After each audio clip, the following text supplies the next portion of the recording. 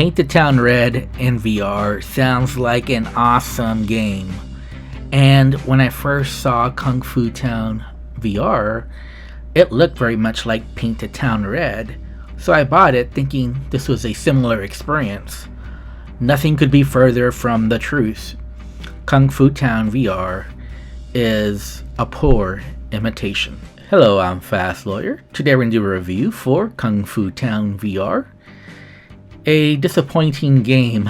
Honestly, when I played this game, I could have sworn it was early access, and I had to look at it. Nope, it's not early access. The game is just this unpolished. This game is running on the Unity engine. I think it is supposed to be a Paint the Town Red clone.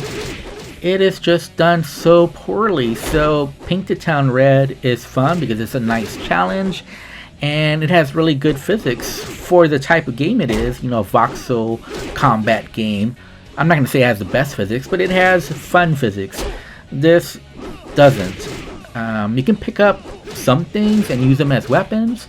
You can also just use your fist and punch out passerbys, nearby, civilians. You just pick a fight, try to beat everyone up. If you survive, you win the challenge. There's only 2 maps in this game, and I was surprised by the things you could pick up and the things that you couldn't. I was always confused as far as, can I pick this item up, yes or no? And I usually found that you had to try it to see if you could pick it up or not.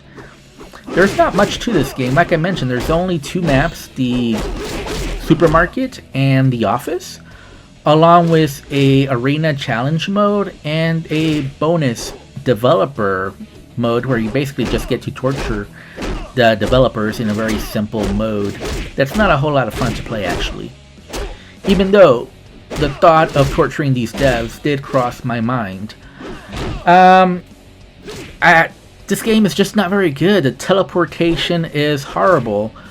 Basically, you press a button and you teleport. There's a stamina system to the teleport, so you just can't teleport all over the map, which is an okay system. I didn't mind that. It's just the cumbersome nature of the teleport. And the thing that really brings this game down, on top of the poor teleportation, is the slow turn speed. So you do have smooth turning, but it's so slow it's rarely worth using. It's just better to turn in real life. The physics here is just too basic, and it's just not a lot of fun. After you played one map and you beat it, there's basically nothing to do. You could beat this game in less than an hour and do the whole content, assuming you can get past the arena. I know people have had issues with the arena. I found the arena too boring, so even though I did beat the supermarket and the office levels, I just was not feeling the arena, so I didn't try to finish that. It was just too repetitive for me. There really isn't the fun that Paint the Town Red has, and I think that has to do with several things. I already mentioned the lack of fun physics or even anything past basic.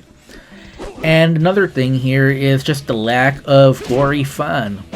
So with Paint the Town Red, you can dismember bodies any way they can think of, and it's kind of fun using different weapons and trying to see what you can get away with as far as dismembering your opponents. Here, it's just a random mystery whether you can decapitate someone or not, and there's no other type of dismemberment. So for whatever reason, some of these guys you can decapitate, but I found that a lot of times you cannot, no matter what you try, and I just couldn't figure out why sometimes you can and sometimes you can't.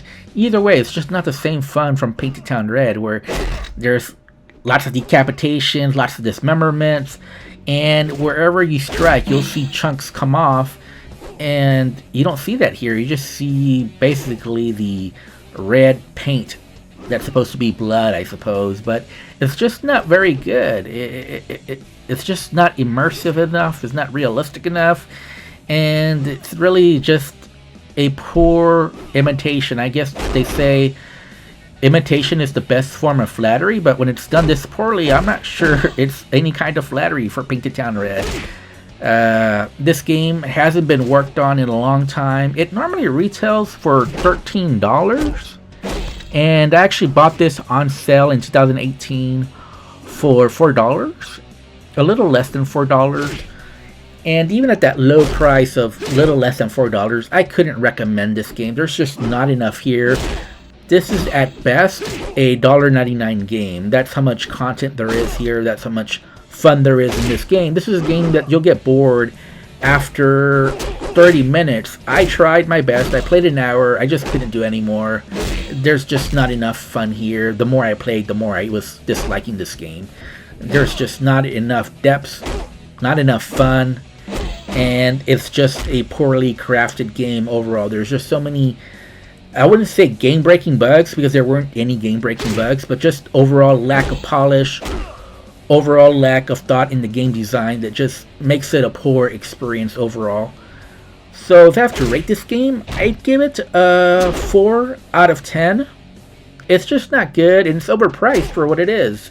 And honestly, I had more fun playing Paint the Town Red in 3D in VR using Helix Vision, even though you don't have motion controllers, even though it's not full VR. Again, it's 3D in VR.